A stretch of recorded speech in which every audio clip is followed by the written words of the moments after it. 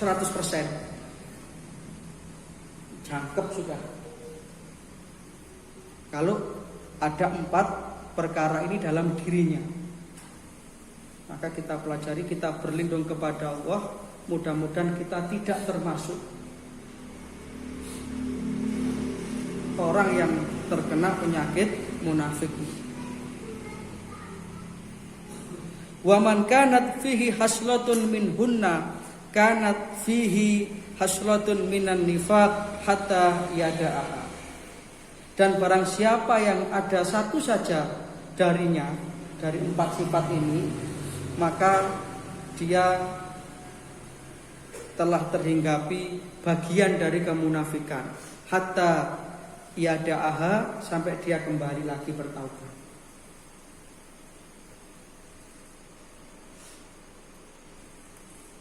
Nah, apa saja ciri-ciri orang munafik dalam hadis ini? Yang pertama idza tumina khana. Jika diberi kepercayaan, jika diberikan amanat, itu khana, berkhianat.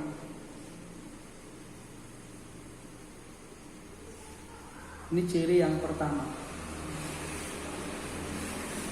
Dia dipercaya niku boten kenek. Lawannya amanah. Jadi orang munafik itu tidak bisa dipercaya. Cara dititipi barang ngoten niku nyampe gurung mesti, kalonge mesti. Ini orang munafik. Berdasarkan penjelasan dari Rasulullah. Wa idza hadasa kadzaba. Kalau berkata dusta. Cara mriki napa? Merusuk angin. Jadi kok ngomong 10 perkara, sing sono mesti salah, sing siji durung karuan bener. Nah, itu orang munafik. Padahal bohong ini termasuk satu perbuatan yang nanti kalau sedikit demi sedikit tidak dihilangkan akan menjadi karakter. Karena orang itu Pak, kalau sudah bohong sekali, itu pasti dia akan bohong yang kedua untuk menutupi bohong yang pertama, dan begitu seterusnya. Dan akhirnya bohong itu akan menjadi kebiasaan. Makanya kan Rasulullah berpesan itu, iyyakum wal kadziba. Hati-hati kamu dengan sifat kadzib, bohong itu. Fa innal kadziba yahdi ilal fujur. Karena kebohongan itu akan menggiring orang kepada perbuatan yang keji. Coba ya, kalau sudah pedagang itu senang berbohong Pak, pasti pembelinya itu pasti akan dirugikan. Kadang-kadang nonton tiang wis oleh kepingin tuku barang itu nyeleni 1.000 rupiah demi 1.000 rupiah. Begitu kumpul beli barang yang dibeli itu kok ternyata dimanipulasi oleh penjualnya. Barang elek, barang api. Akhirnya kan kecewa. Dan bayangkan itu bagaimana kalau kita yang itu kan beratnya orang berbohong itu kayak begitu. Makanya itu bagian dari kemunafikan.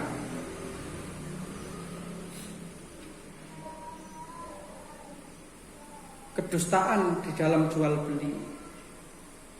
Bahkan sampai ada ayat yang mengancam wailul lil mutaffifin. Celakalah orang yang mengurangi timbangannya, berbohong.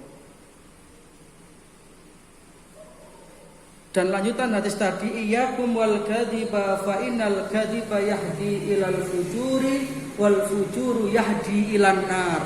Dan nanti finishnya orang yang suka berbohong ini tidak ada tempat lain selain neraka.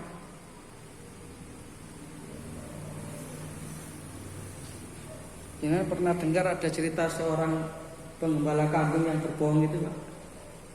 Dia menggembala kambing, kemudian dia teriak-teriak, adikku, adikku, ada serigala, tolong. Datang orang kampung, berbondong-bondong ingin menolong dia, ada yang membawa linggis, ada yang membawa apa itu, pokoknya banyak orang berdatangan ingin menolong dia. Dia dengan tersenyum mengatakan, wong tak goroi, cari sensasi saja, berbohong aja dia. Pulanglah orang kampung dengan, oh si arek gak kenai. Satu kesempatan lagi, iseng-iseng dia ingin mengerjai lagi orang kampung itu. Adikku, serigala. Orang kampung masih percaya 2 kali. Datang lagi dia dengan perasaan puas, bisa membohongi banyak orang. Nah, ternyata pada kesempatan berikutnya serigala benar-benar datang. Dia teriak-teriak adikku, orang-orang mengatakan, wah paling boroi mana. Akhirnya apa itu? Kambingnya ya dimakan oleh serigala-serigala itu. Ini akibat dari sebuah kebohongan.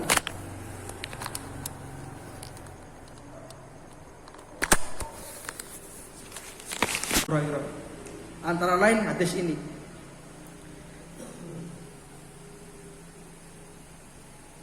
Anin Nabi sallallahu alaihi wasallam qala. Rasulullah sallallahu alaihi wasallam bersabda, ayatul munafiqi salasun. Tanda-tanda orang munafik itu ada 3. Kalau tadi 4, kana munafiqon kholisan. Kalau dalam hadis ini ayatul munafik salah satu. Tanda-tanda munafik itu ada 3. Yang pertama, idza haddatsa kadzaba.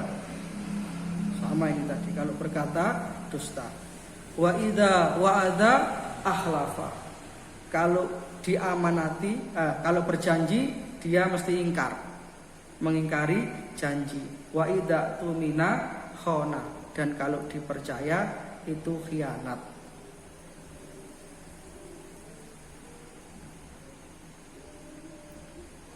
Akhrajahul Bukhari wa Muslim. Ini diriwayatkan oleh Imam Bukhari dan Muslim. Nah, itu 2 hadis yang terdapat dalam kitab ini, Bapak Ibu, yang membahas tentang sikap atau ciri-ciri atau perilaku-perilaku orang-orang munafik. Kalau kita baca Quran mulai surat Al-Baqarah ayat 1 sampai 20, Pak. Di situ Allah Subhanahu wa taala itu membagi manusia ke dalam 3 golongan. Yang pertama golongan orang-orang yang beriman, yang di dalam ayat itu disebut muttaqin. Ciri-cirinya mulai ayat 2 sampai ayat 5. Kemudian golongan kafir ayat 6 sampai ayat 7. Nah, ayat 8-nya sampai ayat 20 itu munafik. Membicarakan tentang orang-orang munafik.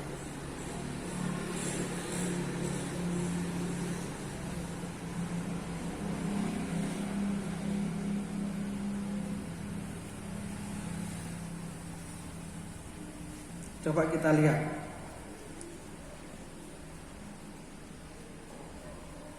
Di dalam Al-Quran surat Al-Baqarah ayat 2 sampai ayat 5 ini menerangkan tentang orang-orang yang beriman.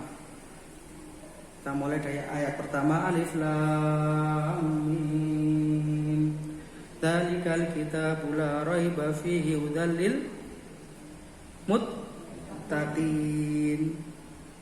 Siapa al-muttaqin atau yang beriman? Alladzina yu'minuna bil ghaibi wa yuqimunas sholata wa mimma razaqnahum yunfikun walladzina yu'minuna bima unzila ilaika wa ma unzila min qablika wa bil akhirati hum yuqinun ulaika ala hudam mir rabbihim wa ulaika humul muflihun. Ini orang beriman.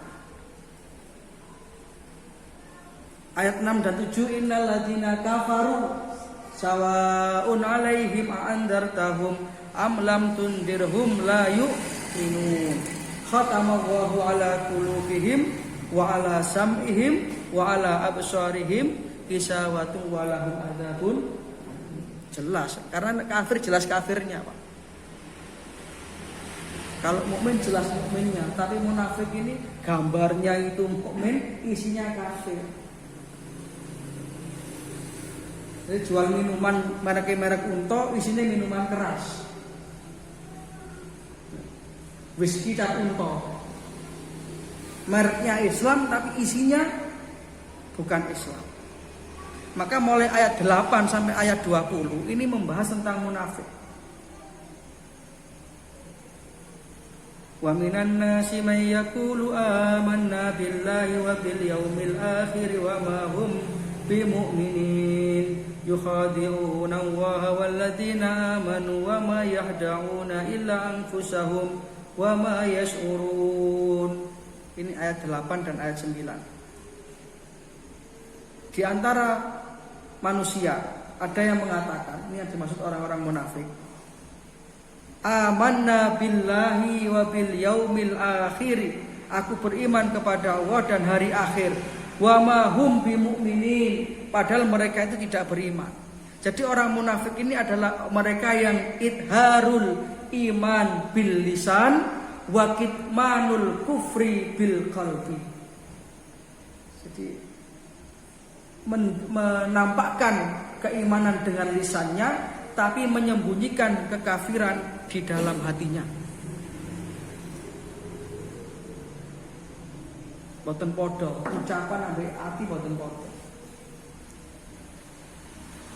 Itu orang paling tersiksa loh, Pak. Orang itu kalau sudah nggoroya wae dhewe, itu orang yang paling tersiksa. Dirinya sendiri tahu kalau dia itu berbohong, itu terus-terusan, itu menjadikan dia itu tersiksa. Secara fisik itu tersiksa dan secara spiritual itu akan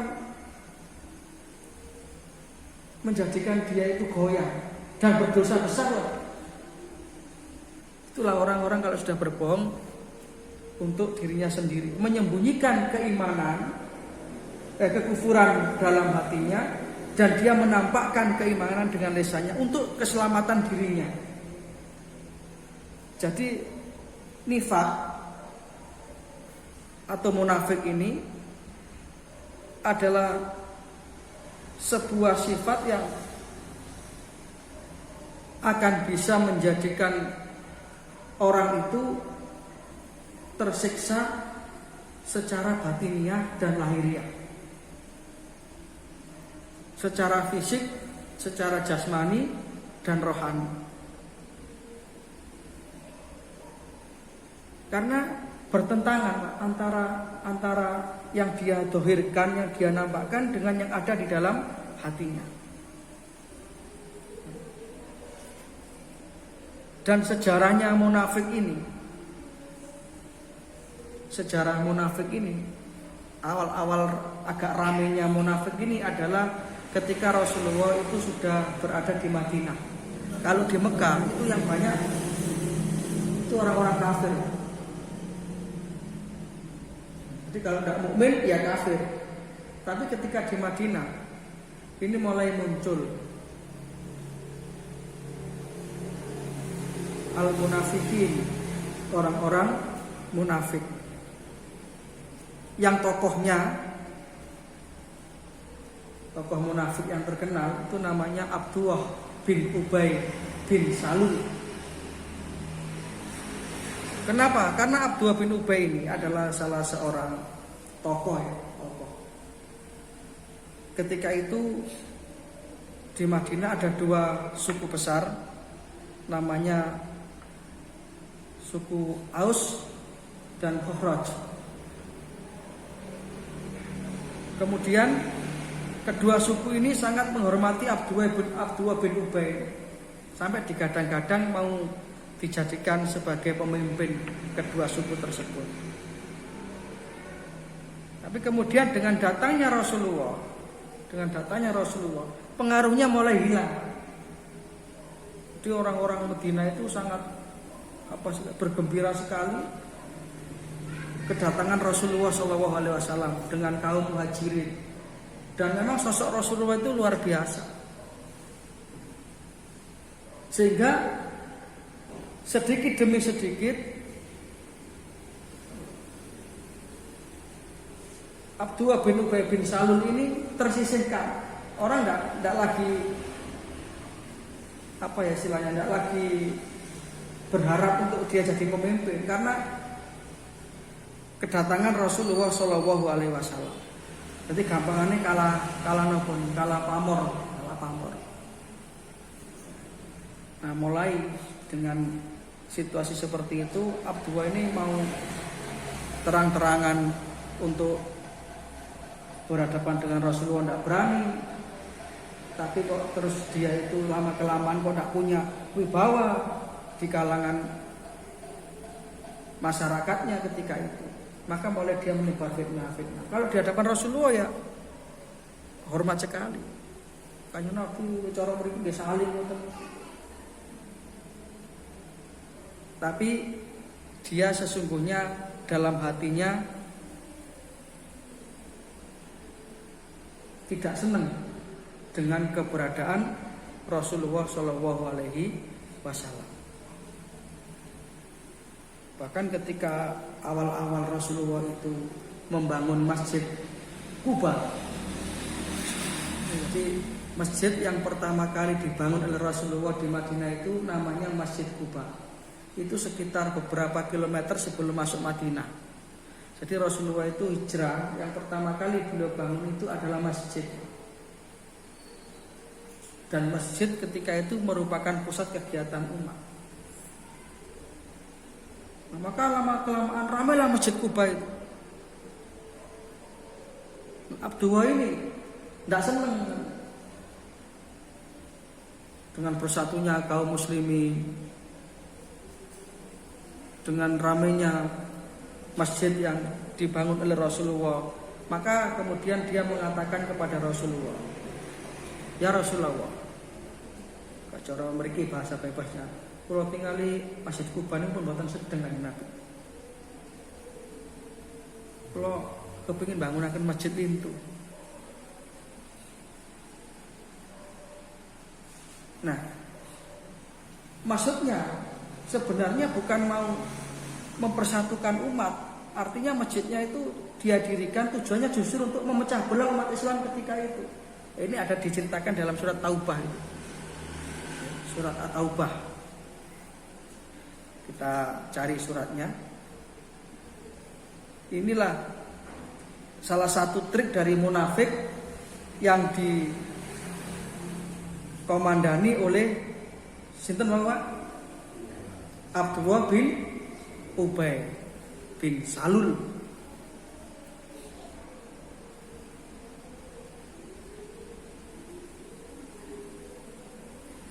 Surat At-Taubah ayat berapa ya?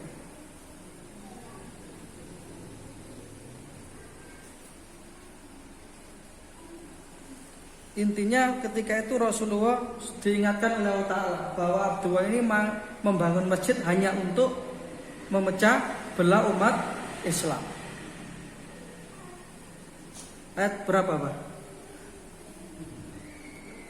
Yang menerangkan tentang Masjid Diror itu, Masjid Diror.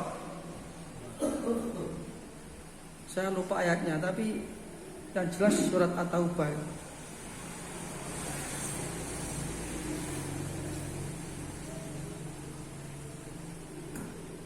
Nanti jangan patosi mau nih.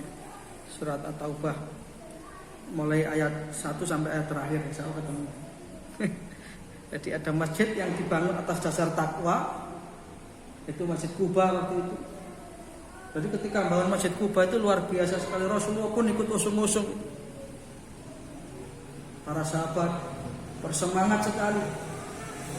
Itulah masjid yang dibangun ussisa ala taqwa, dengan dasar ketakwaan kepada Allah. Tapi kemudian mau disaingi. Cara mereka mau membuat tandingan, tapi alasannya mau menampung luberan jamaah. Nah, ini perilaku munafik kan seperti itu. Ngomongnya pun boten padha. Jadi sebenarnya hanya mau memecah belah umat Islam saja, membangun masjid. itulah namanya munafik. Jadi selalu. Nah ini ada ayat 109 insya Allah. Alhamdulillah ketemu.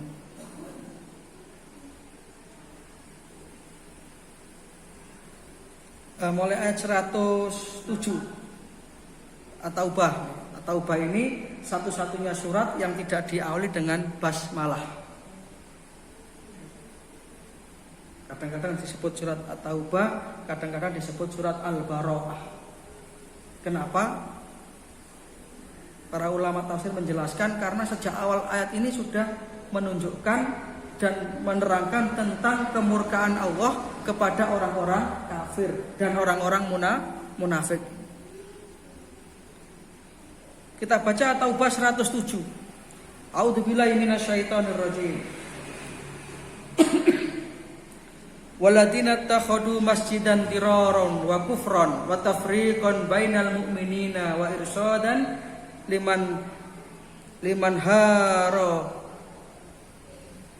haraballahu wa rasulahu min qabl wala yahlifunna in aradna illal husna wallahu yashhadu innahum lakadzibun. Waladina, dan diantara mereka siapa?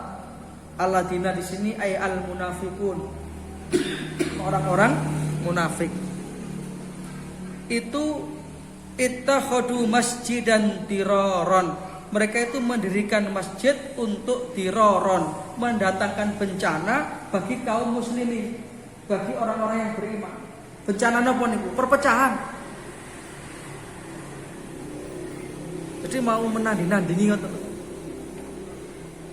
Akhirnya nanti membanding-bandingkan. Oh, masjid sing ono panjang dari masjid Kuba ngono ngene, iki lho ngene. Supaya pecah. Itu. Wa kufron, dan untuk mengembalikan orang-orang kepada kekafiran, supaya mereka itu kembali kepada kekafiran dan menentang Rasulullah. Wa tafriqan bainal mu'minin, dan memecah belah antara orang-orang yang beriman. Maka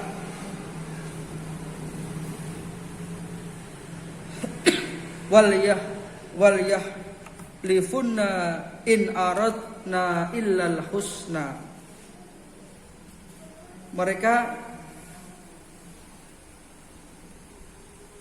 gembar-gembor lagi.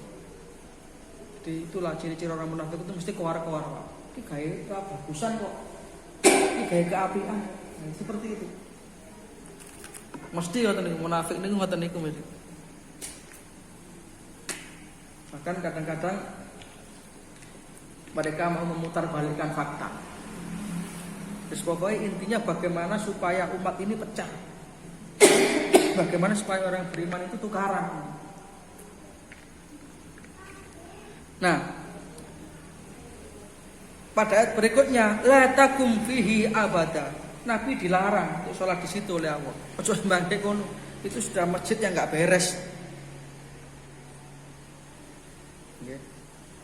Abadan, selama-lamanya. La masjidun ussisa 'alat taqwa min awwali yaumin ahaqqu an taqumu fihi.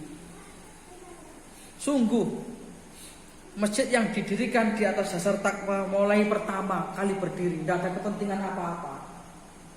Itulah yang layak, itulah yang pantas untuk dijadikan tempat ibadah, dijadikan sholat di dalamnya, dijadikan tempat untuk mendekatkan diri kepada Allah. Jadi bangun masjid itu min awali yaumin itu harus usisa ala taqwa. Harus didasari dengan takwa mulai pertama. Tidak boleh ada kepentingan politik, pas nyalon bangun masjid, lalu tiba-tiba gak kepilih masjidnya dijaluk. Kan ada itu, Pak. Terus sekarang ini sudah tidak tabu lagi loh, Pak, orang menjual agama untuk kepentingan politik. Jadi Rasulullah dan para sahabat itu dilarang oleh Allah Ta'ala untuk sholat di masjidnya ini yang dibangun Abdullah ini. La takum fihi abada. Kamu jangan sholat di situ.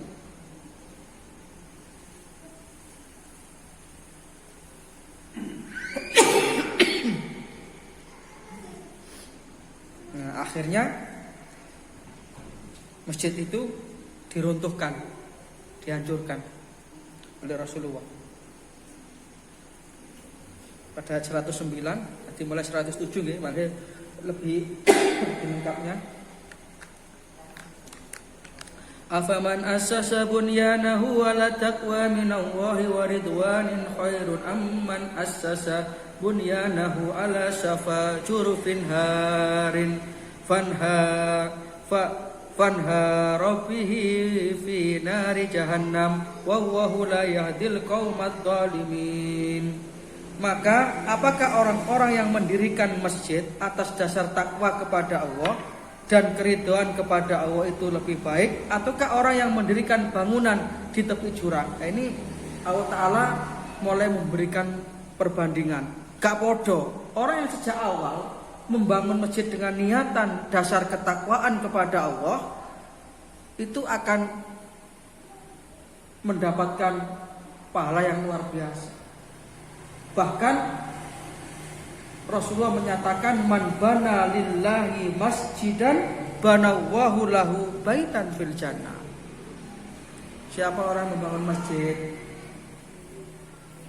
nyatanya karena dasar takwa, maka Allah menjanjikan rumah di surga. Tapi kalau sudah dasarnya itu adalah apa istilahnya itu ya? Dasarnya itu bukan ketakwaan, maka mereka itu akan roboh. Masjid itu akan roboh bersama orang yang membangunnya ke dalam neraka jahanam. Wallahu la yahdil qaumadz zalimin, dan Allah tidak akan memberikan petunjuk kepada orang-orang yang zalim. Pun bisa ya. Waktu nih dukun apa nih?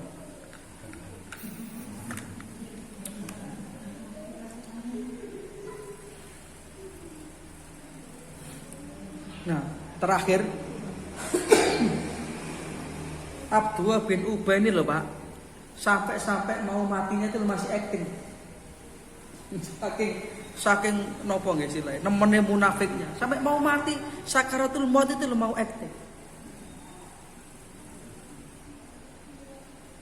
Jadi ketika sudah sakaratul maut, kebetulan putranya Abdullah ini ternyata seorang anak yang betul-betul istiqomah mengikuti Rasulullah. Dia pun berseberangan dengan perilaku bapaknya. Nah, Abdullah ini ya hari-hari juga berkumpul dengan Rasulullah. Jangan salah. Tapi gini hatinya nggak senang. Merasa Rasulullah ini sosok yang menyaingi pamornya dia. Sampai ketika sakaratul maut, kemudian putranya ini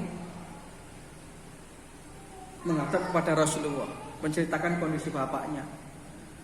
Nah, begitu Rasulullah datang, dia itu acting lagi, ya Rasulullah, perkenankan aku mengenakan jubahmu itu di akhir-akhir hayat.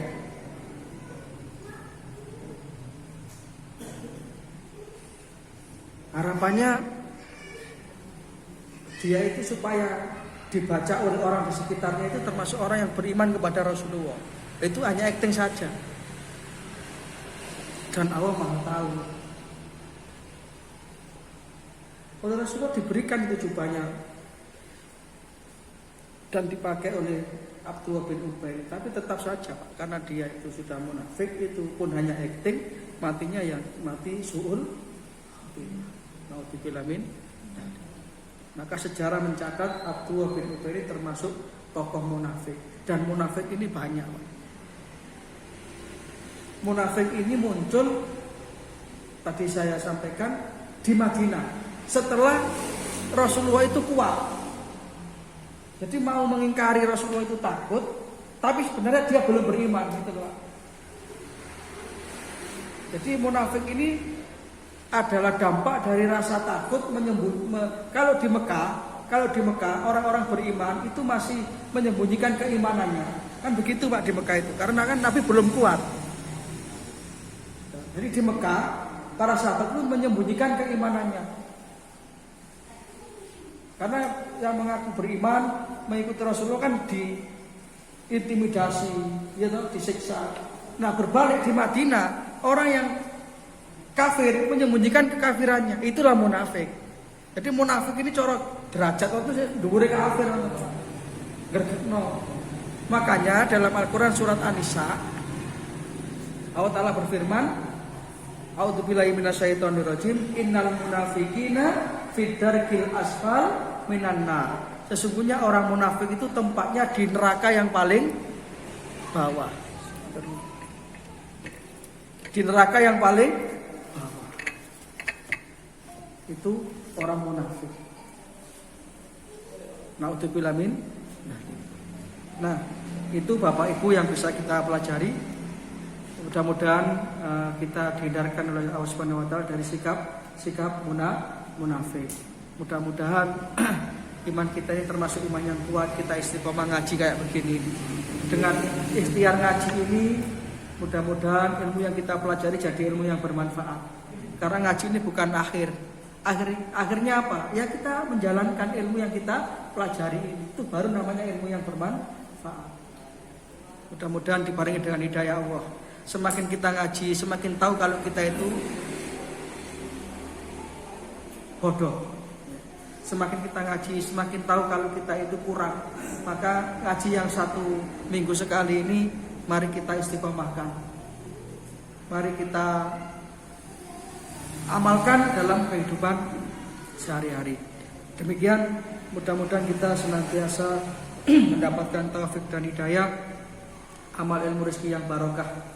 Dan akhirnya kita kembali menghadap Allah Ta'ala dengan tetap membawa iman Islam husnul khatimah. Ada kurang lebihnya mohon maaf. Sekali lagi mudah-mudahan ilmu yang kita pelajari jadi ilmu yang bermanfaat. Kita tutup dengan doa. A'udzubillahi minasyaitonirrajim. Bismillahirrahmanirrahim. Allahumma anfa'na bima 'allamtana wa 'allimna ma yanfa'una warzuqna 'uluman tanfa'una birahmatika ya arhamar rahimin. Allahumma sallimna ya Allah min afatid dunya wa adabil akhirah. Allahumma inna nas'aluka ridhaka wal jannata wa na'udzubika min sakhatika wan nar. Allahumma inni a'udzubika min jahdil bala wa darkis saha wa su'il qada wa samatatil 'adab. Rabbana ja'alna muqimas shalah wa min dzurriyyatina rabbana wa taqabbal du'a. Rabbana ighfir lana wali walidina walil mu'minina yauma yaqumul hisab. Rabbana atina fid dunya hasanah wa fil akhirati hasanah wa qina adzabannar. Subhana rabbika rabbil izzati amma yasifun wa salamun alal mursalin walhamdulillahi rabbil alamin. Subhanaka wa humma wa bihamdika asyhadu an la ilaha illa anta astaghfiruka wa atubu ilaik. Assalamualaikum warahmatullahi wabarakatuh.